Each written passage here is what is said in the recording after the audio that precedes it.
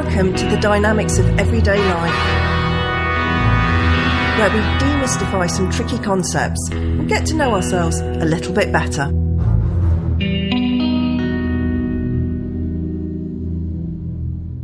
Welcome back to the show, everyone. I'd love to say I'm currently spending hours watching the Australian Open, especially as it stands final year on the tour. But we don't have the subscription for that channel, and I can't quite justify it for 2 weeks of the year. That said, the tennis is back on after the Christmas break, and I do spend a fair bit of time watching the professionals do it properly. Do I learn from that? Possibly. Maybe. My tennis IQ isn't bad. Most of the time, I understand exactly how and why I make mistakes. It's my ball toss. I've misread the ball. Or, my personal favourite, I'm standing there admiring my serve. I forget that I actually need to do something after the serve to win the point. So the theory part? I'm pretty much there. Translating it into action? Well, that is something else. And that's the point of today's episode.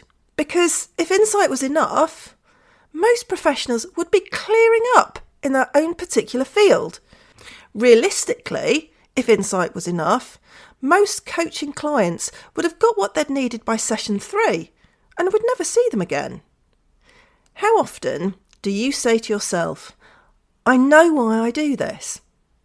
People can say it confidently.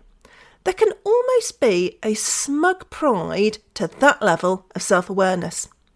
I've got this sorted. I know why I do this. There's almost this implicit belief that once the penny has dropped, then behaviour should follow.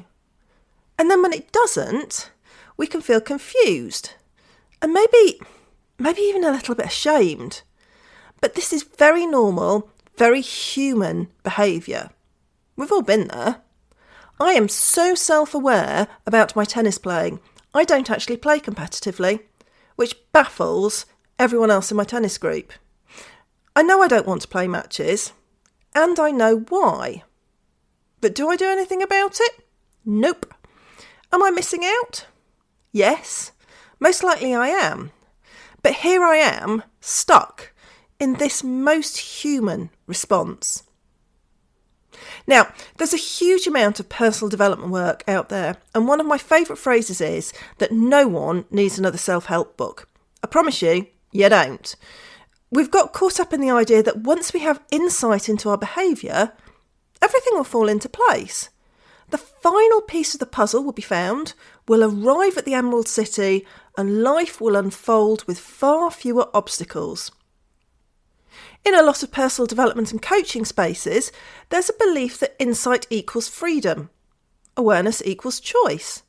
And here's the big one, that knowing equals doing. This belief is rampant in the coaching world too, with a shadow running underneath it. If change doesn't happen, you must not want it badly enough, or you haven't tried hard enough. I'm not saying that the tools are wrong or that people's approaches don't work.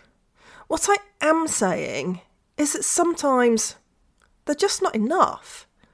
And that idea is far more uncomfortable than blaming a lack of effort because, let's be honest, it's much easier to say someone didn't want it enough than to sit within the limits of insight. So what's happening from a psychodynamic perspective? Well, to get a little bit technical here, we are firmly in the realms of the repetition compulsion. Quick reminder, for those of you who don't eat, sleep and breathe this stuff in the way that I do, the repetition compulsion, or compulsion to repeat, is where we do the same thing over and over again, either because it's familiar to us, or because we're trying to gain mastery over something traumatic or that causes us pain. Now, there is a very famous quote, which is misattributed to Einstein, which says that the definition of insanity is doing the same thing over and over again, expecting a different result. Now, This is wrong on both counts. It wasn't Einstein that said it. It got attributed to him, possibly by some kind of self-help guru. And it's not insanity. It's the repetition compulsion in action. There are very clear reasons why we do this. Of course we do things over and over again. We repeat things because they're familiar, even when it hurts. Our minds prefer known pain to unknown risk. It's much easier and more energy efficient for our minds to work this way. And even once insight has arrived, well, the pattern is so ingrained that knowing something on a cognitive level isn't going to touch what's happening on an emotional level. There are secondary gains here too. The pattern works for us in some way. Maybe it protects or preserves something for us. It keeps us safe. Letting go can feel like a betrayal, not a victory. Some patterns aren't there because we haven't understood them yet. Sometimes we understand them all too well. They're there because they're doing an important job, and we aren't willing or able to give that up yet. Knowing why we do something doesn't loosen our attachment to it. Sometimes that knowledge is in fact irrelevant. The desperate hunt for why we do something can actually keep us stuck in the doing it. We feel we can't make a change until why we know we do something. But awareness doesn't automatically dissolve unconscious loyalty. Stopping things can feel like losing an identity, a relationship, a way of being, a sense of safety, or a version of ourselves that once kept us alive.